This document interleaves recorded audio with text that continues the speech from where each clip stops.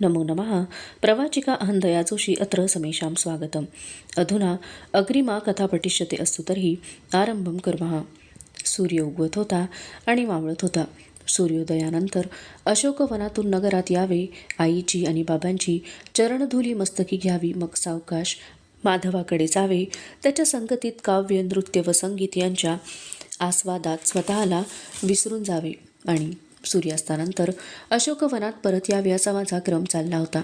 एकदा वाटे तान्ह्या मुलासारखा हा जीवनक्रम आहे. ते जागे होते, दूध पिते, हातपाय हलवून खेळते आणि थोड्या वेळाने पुन्हा झोपी जाते. दिवसातून 18-20 तास ते निद्रामग्न असते. यामुळेच चिंता, दुःख, मृत्यू यांच्या काळ्या कुट्ट सावल्या त्याच्या मनाला स्पर्श करू शकत नाहीत. एकदा वाटे छे, ही केवळ आत्मवंचना आहे. मोहाचा पहिला क्षण ही पापाची पहिली पायरी असते. ती पायरी आपण उतरलो ती मोठी मोहक रत्नखचित अशी पायरी आहे. पण कितीही सुंदर असली तरी ही अधःपाताची पायरी आहे. ही पायरी आपल्याला कुठं नेणार आहे? भीषण गर्तेत, भयाण दरीत, सप्त पाताळात. एखाद्या क्षणी माझ्या मनातले हे द्वंद्व अत्यंत भीषण स्वरूप धारण करी. 2 उन्मत्त हत्तींची टक्कर सुरू व्हावी, त्यांची अंगे लाल रक्ताने माखून जावीत. द्वेषाने पुढे येणाऱ्या एकाचा सुळा भाल्यासारखा दुसऱ्याच्या अंगात घुसावा, दुसऱ्याने तितक्याच द्वेषाने वर केलेली सोंड प्रहाराकरता उचललेल्या गदेसारखी भासावी आणि हे सारे भीत भीत दुरून पाहणाऱ्या चिमुकल्या बालकाचे मन गुदमरून जाऊन हे दृश्य पाहता पाहता त्याने मूर्छित पडावे. तशी माझी स्थिती होई त्या क्षणी. पण असा क्षण क्वचित येई. एके दिवशी संध्याकाळी एक कलापूर्ण शृंगारिक नृत्य पाहून मी आणि माधव परतलो.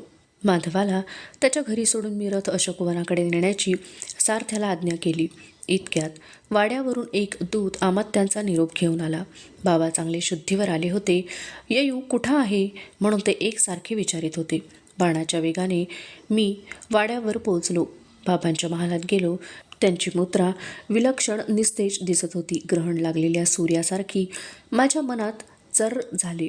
बाबांनी मला जवळ बसण्याकरिता उजवा हात वर करण्याचा प्रयत्न केला, पण तो उचलताना त्यांना फार कष्ट होत असलेले दिसले.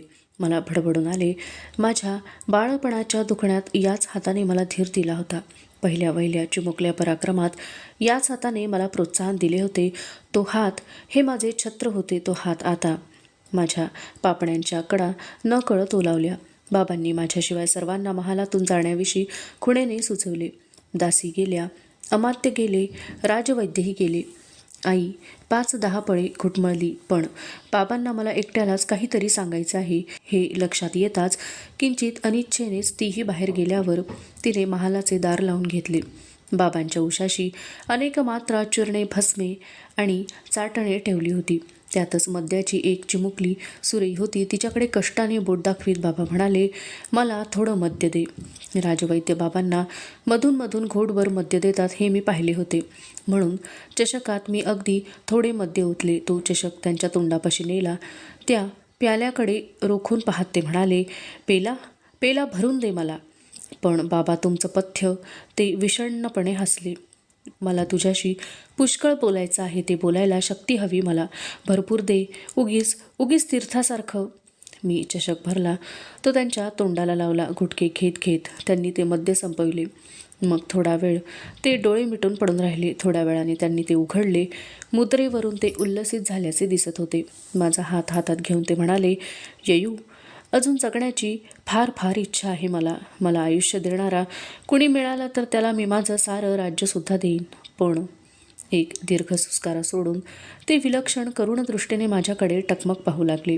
पुरुष सिंह म्हणून बाबांचा त्रिभुवनात लौकिक होता, पण त्यांची ही आताची दृष्टी ती विद्ध हरणाची होती, भेदरलेल्या सशाची होती. ते हळूहळू पुढे म्हणाले, येऊ, तुझ्या हाती अतिशय संपन्न असं राज्य देऊन मी जात आहे.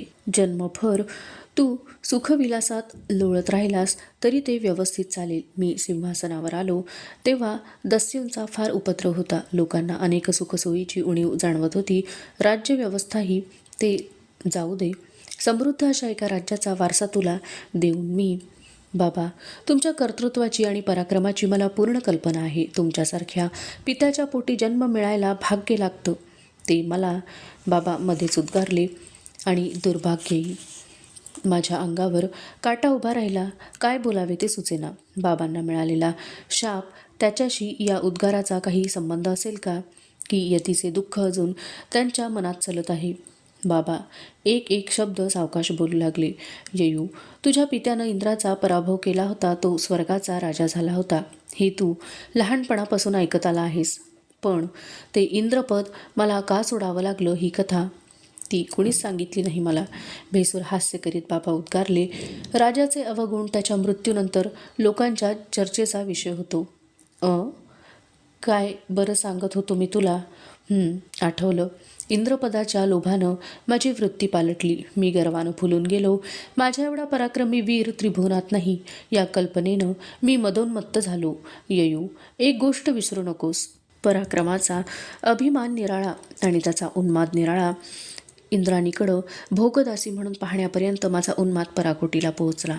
इंद्राणीनं काठीवर माझा स्वीकार करण्याचं कबूल केलं. ती अट म्हणजे माझ्या पराक्रमाला शोभेल अशा अपूर्व वाहनात बसून मी तिच्या मंदिरात जावं. ऋषींनी वाहून नेलेली पालखी हे त्रिभुवनातलं अलौकिक वाहन होईल असंही तिनं सुचवलं. मी उन्मादानं आधीच आंधळा झालो होतो, त्यात कामुकतेची भर पडली. मोठमोठ्या ऋषींच्या खांद्यांवर स्वर्गीय रत्नांनी अलंकृत केलेली माझी पालखी मी ठेवली. ऋषी पालखी वाहून नेऊ लागले, पण त्यांची चाल मला मंद मंद वाटू लागली. केव्हा एकदा इंद्राणीच्या मंदिरात जातो आणि तिच्या लावण्याचा मनसोक्त उपभोग घेतो, असं मला झालं होतं. मी चिडलो. वाहकांनी घाई करावी म्हणून त्यातल्या एकाच्या मस्तकावर मी लाथ मारली. ते अगस्त्य ऋषी होते. त्यांनी तात्काळ शापवाणी उच्चारली आणि शेवटचे शब्द बोलता बोलता बाबांना ताप लागली. ते शब्द किती अस्पष्ट, किती कापरे होते. त्यांना पुढे बोलवेना. त्यांनी पुन्हा मद्याच्या प्याल्याकडे बोट दाखवले. आता लगेच त्यांना मद्य देणे हे मोठे कुपत्य होईल असे वाटून मी स्वस्थ राहिलो. पण त्यांच्या मुद्रेवर प्रतिबिंबित होणाऱ्या व्याधीच्या वेदना मला पाहवेनात. मी पेला अर्धा मुर्दा भरला आणि त्यांच्या तोंडाशी लावला. तेवढ्या मद्याने त्यांना पुन्हा हुशारी वाटू लागली. बोलण्याकरता त्यांचे ओठ हलत आहेत असे पाहताच मी म्हणालो, आता विश्रांती घ्या तुम्ही बाबा, उद्या बोलू आपण. उद्या? एवढाच उद्गार त्यांनी काढला, पण त्यात अखिल विश्वातले कारुण्य भरले होते. ते क्षणभर अंतर्मुख झाले, मग शांतपणे म्हणाले, येयू, हा नहुष आणि याची मुलं कधीही सुखी होणार नाहीत असा तो शाप होता. आईबापांच्या चांगल्या आणि वाईट अशा दोन्ही प्रकारच्या गोष्टींचा वारसा मुलांना मिळतो, तो सृष्टीचा नियमच आहे. पण या शापाचं शुक्लकाष्ट जन्मतःच तुझ्या मागं लागायला नको होतं, असं राहून राहून मला वाटतं. येयू, तुझा पिता अपराधी आहे, त्याला क्षमा कर. एकच गोष्ट लक्षात ठेव, जीवनाच्या मर्यादा कधी विसरू नकोस. त्या मी विसरलो. आणि हताश मुद्रेने बाबांनी डोळे मिटून घेतले. या बोलण्यामुळे त्यांच्यावर फार ताण पडला आहे हे दिसत होते. आता त्यांना पूर्ण विश्रांती हवी होती, पण ते स्वतःशीच काहीतरी पुटपुटत होते. मी वाकून कान देऊन ऐकू लागलो. शाप, यती, मरण हे शब्द माझ्या कानांवर पडले. मला राहावेना. मी बोलून गेलो, बाबा, यती जिवंत आहे. झंझावाताच्या आवेगाने एखाद्या घराची दारे ताडकन उघडावी तसे त्यांचे डोळे उघडले. त्यांनी घोगऱ्या स्वरात विचारले, कुठं?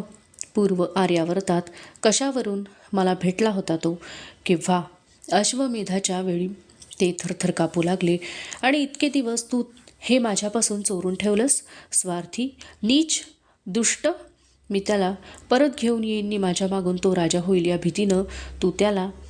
त्यांच्या तोंडून पुढचा शब्द निघेना, मात्र ते अशा विचित्र दृष्टीने माझ्याकडे पाहू लागले की नकळत मी ओरडलो, आई. आई, अमात्य, राजवैद्य, दासी, सर्व मंडळी आत आली. राजवैद्यांनी लगबगीने कसले तरी चाटण बाबांना चाटविले. थोड्या वेळाने त्यांना बरे वाटू लागले असावे. ते हळूच अमात्यांना म्हणाले, अमात्य, माझा नेम नाही आता. इंद्राच्या पराभवानंतरची माझी ही सुवर्णमुद्रा एकदा मला पाहू दे. ती पाहता पाहता मला मरण येऊ दे. माणसानं विजयाच्या उन्मादात मरावं. बाबांच्या या शब्दांनी आई गडबडून गेली. ती डोळे पुसू लागली. तिचे सांत्वन कसे करावे हे मला कळेना. अमात्य, ती सुवर्णमुद्रा घेऊन आले, ती माझ्या हातात द्या.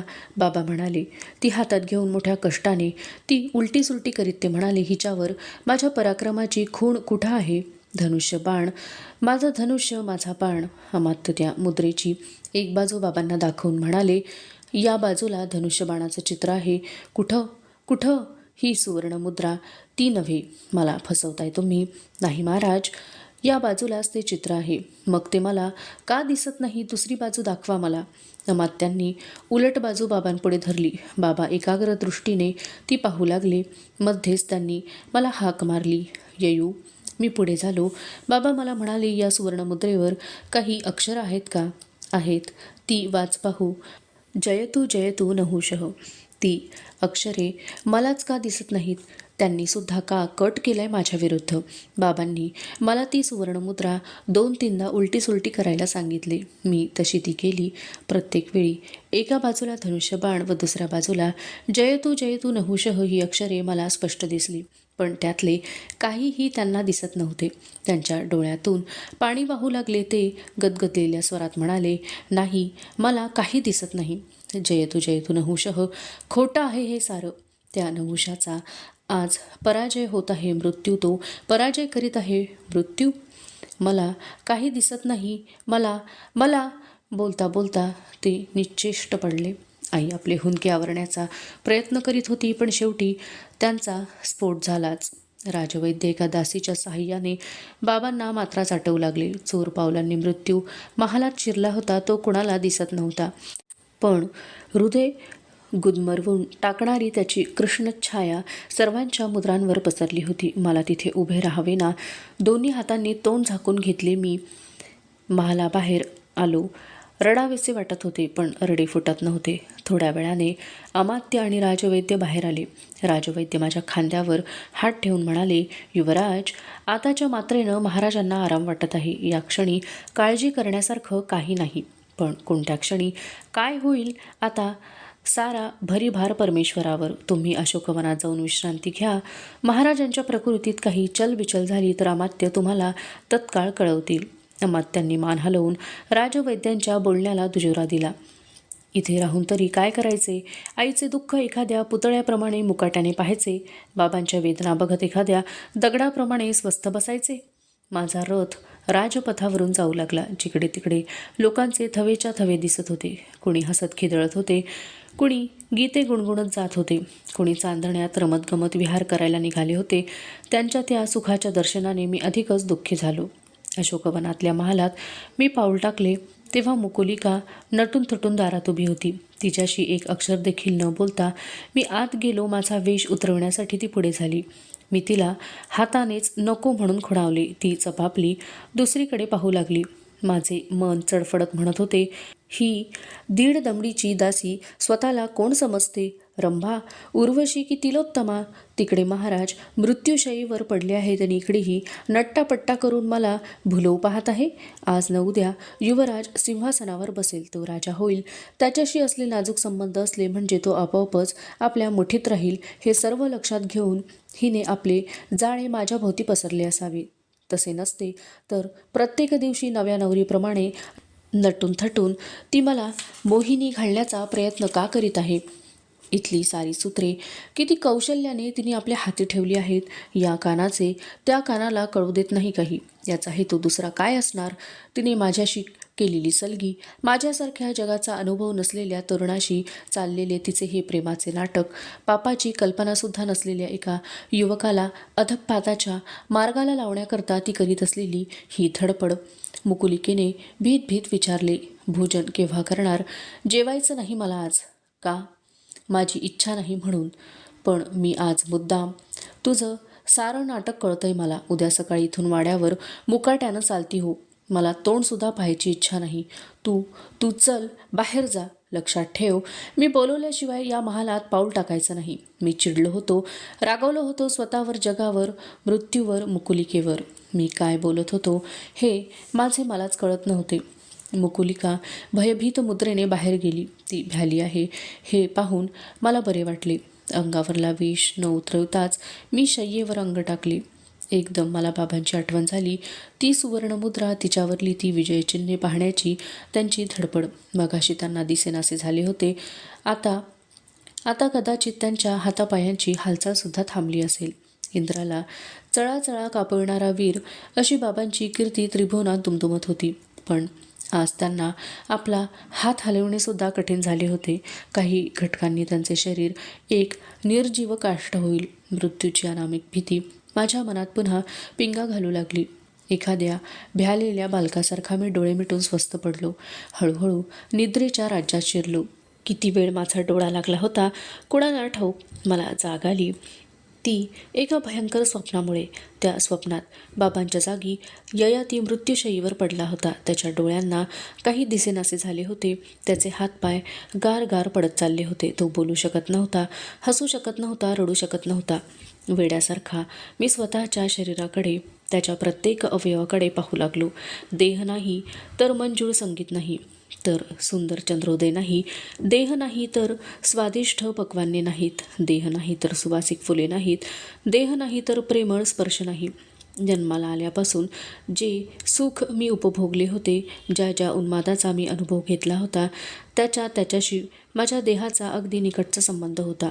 मी म्हणून स्वतःचा उल्लेख करणारा ययाती या देहापेक्षा भिन्न आहे की नाही हे मला सांगता येत नव्हते.